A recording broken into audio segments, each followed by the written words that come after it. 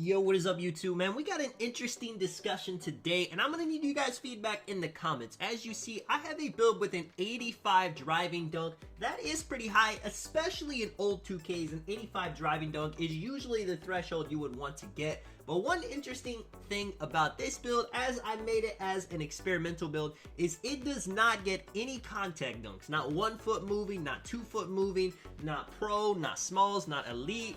And we are discussing today how important are contact dunks. Is it worth having a high dunk rating without contact dunks, or is it better just to go 65 or 74 to get the quick drops off one? Let me know what you guys think. Before you watch the video, I'm showing you guys a full-on gameplay. There's absolutely no cuts in this, so you can see everything.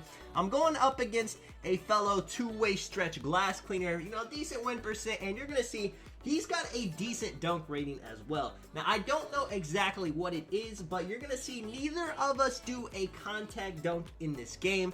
Now, in my opinion, in previous 2Ks, say you were making like a pure slasher, a pure blue pie chart, it was very important for you to be able to score to have contact dunks. You absolutely needed it because you couldn't really shoot. All the defense would have to do is sit in the paint, and that would be enough to stop you unless you threw them into the contact dunk animation. Same thing with the pure reds, the red blues.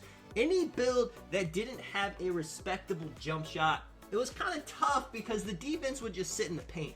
And you could still do some things to get around them, Euro dunks in 2K19 were pretty good. You could do teardroppers and whatnot, but for the most part, if they're sitting in the paint, they would shut you down if you could not get contact dunk animations. It's not like that in this game because everybody has a jump shot. Unless your name is Laker fan or you made an inside center, you're gonna have jump shots on your build. Why not put up your 3-point in mid-range? It's not as expensive as you would actually believe. It honestly is pretty easy to put shooting on a build and still have elite defense, still have playmaking, still have finishing. It doesn't have to be crazy high. If you get an 83-pointer, boom, you got Hall of Fame sniper. That changes a lot on how the game is played now. Now, first possession, me and him both got back-to-back dunks. And you can see that my next couple of possessions, I get some jump shots off. Now he knows that I have the ability to shoot. He's gonna have to play me high. There is absolutely no option about it. If he gives me space, I'm gonna hit the shot. That means the paint is always going to be open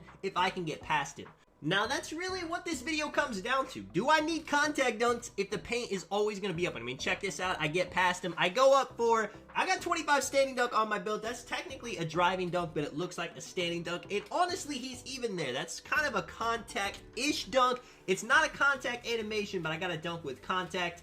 And he goes around me, gets to the paint. You don't need contact dunks in NBA 2K22 next gen. And honestly, it's probably not even worth having contact dunks on your build. Now, I have a glitch 6'9". I get 92 driving dunk. I get contact dunks like crazy. I love doing it. But is it necessary? Absolutely not. I could have the same result just getting past my defender and going for the wide open dunks.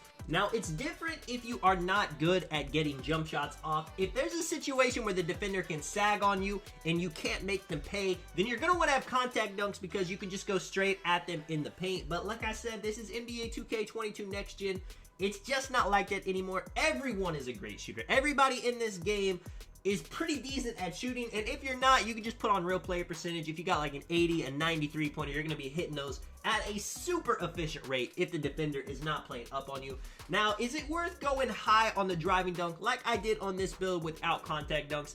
And the answer to that is no, it's not. But hear me out. You're going to see the rest of this gameplay. I get some pretty nice dunk animations. I got that kind of driving dunk that looked like a standing dunk in traffic. I'm going to get more consistent dunk animations than, say, if I had a 65 driving dunk or a 74 driving dunk with just quick drops off one. But even at that, quick drops off one is so efficient, and having a 74 driving dunk is so efficient. Having a 65 driving dunk is so efficient.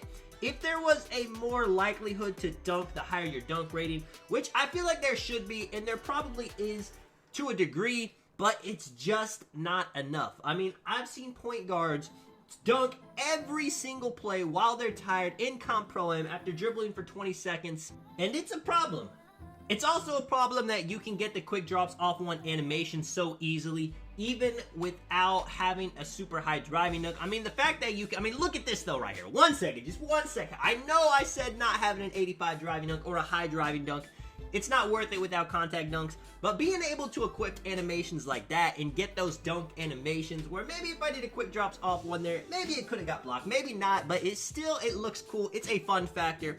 And I do miss the days where people used to do, like, look at this, little reverse right here, just throwing other dunk animations at him, not doing the same one every single time. I miss when people did crazy dunks all the time. I kind of liked NBA 2K21 Next Gen for that situation where people were just getting nuts contact dunks every play. Now, was it broken? Absolutely. But it was still cool to see people hit the 360, hit the par dunks. Nobody is doing that anymore, and that's because those dunks get blocked this year. Why not just have the safest dunks on so you don't get blocked, you get the best animations every single time? It all makes sense. But getting those crazy dunks are fun. Let me know what dunk packages you guys use in the comments. Let me know if you guys use anything different. Check this out, little layup right here too. Layups are completely trash in NBA 2K22 Next Gen, but that is another topic for another day. Let me know what the driving dunk rating of your build is. If you guys feel like some dunks aren't given enough credit, maybe you have an animation on that you love to do and you don't ever see anybody else do. And that's it, man. This is Tonic. I will catch you guys in the next one. End them off with a dunk. I'm out. Peace.